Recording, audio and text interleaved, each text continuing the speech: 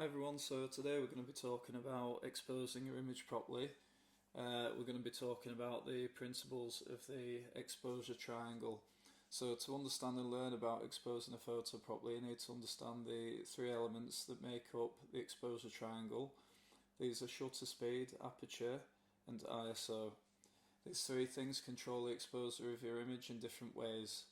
So artistically, you can use these three things to change the look of an image to whatever you're trying to achieve.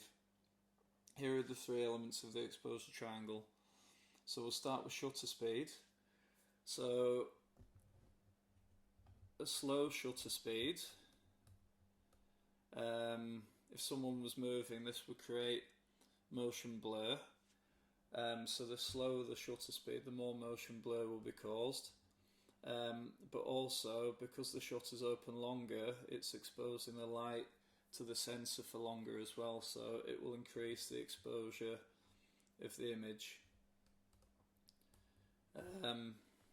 So from there, if you've got the shutter speed higher to say 2,000th of a second, this will freeze movement, or 4,000th of a second.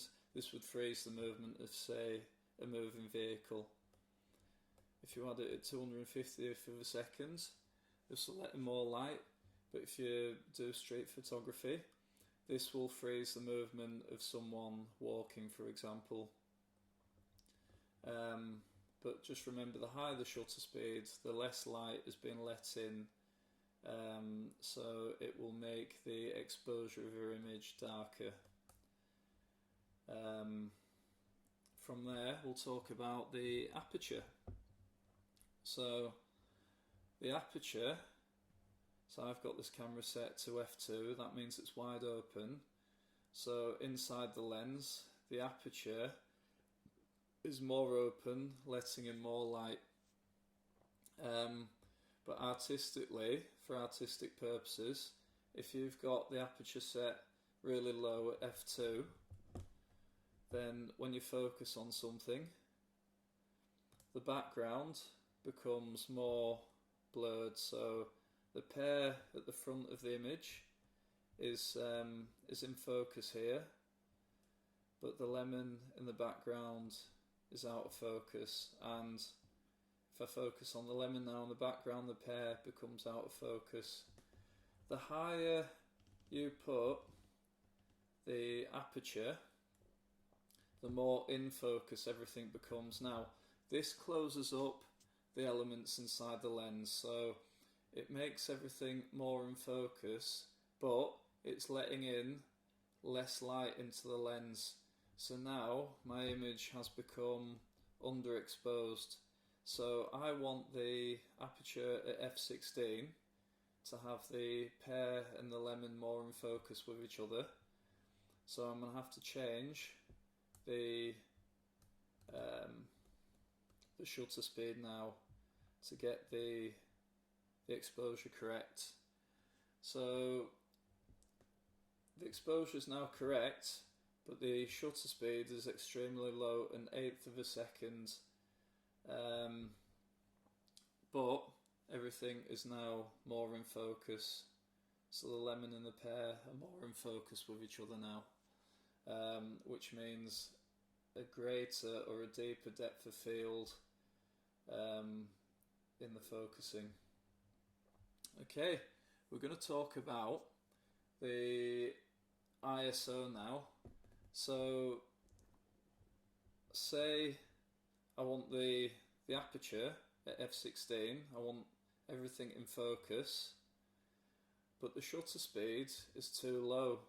So if I'm holding this and I take a picture at an eighth of a second, this is going to introduce camera shake.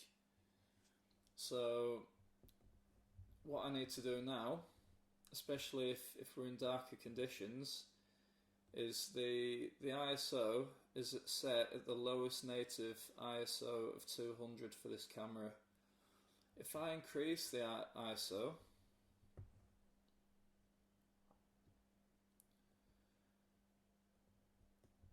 the higher the ISO, the more the sensor increases its sensitivity to light. So that means you can increase the sensitivity to light, but it introduces what's called grain or image noise. With Fujifilm cameras, it tends to introduce grain so that it simulates more of a film look. With other manufacturers of camera, for example Sony, it tends to introduce more what's called colour noise. So I'm going to increase the shutter speed so that I don't introduce any camera shake. So ideally want it above, say, minimum of 1/50th of a second or a 60th of a second. So I've put it on the 60th,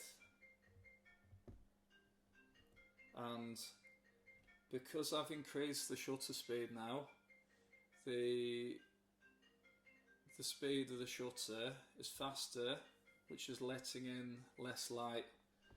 So from there we need to increase the ISO.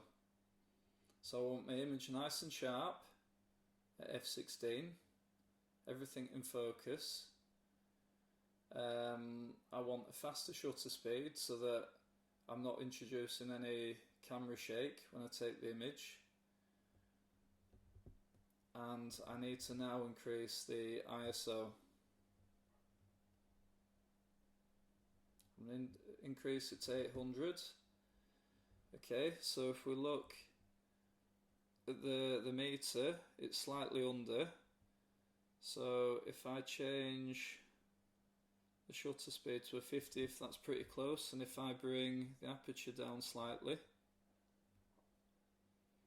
say f11, and then bring the shutter speed to a 60th, then the aperture's still high, the shutter speed's at 60th where I want it, and now the ISO is at 800. 800 is pretty good. It's not going to introduce much image noise into a modern camera like this. And then when I half press the shutter button, we can now see that the pear is in focus, the lemon is more in focus than it would be if it was an f-stop of f2. Okay, thanks for watching. I hope this has helped.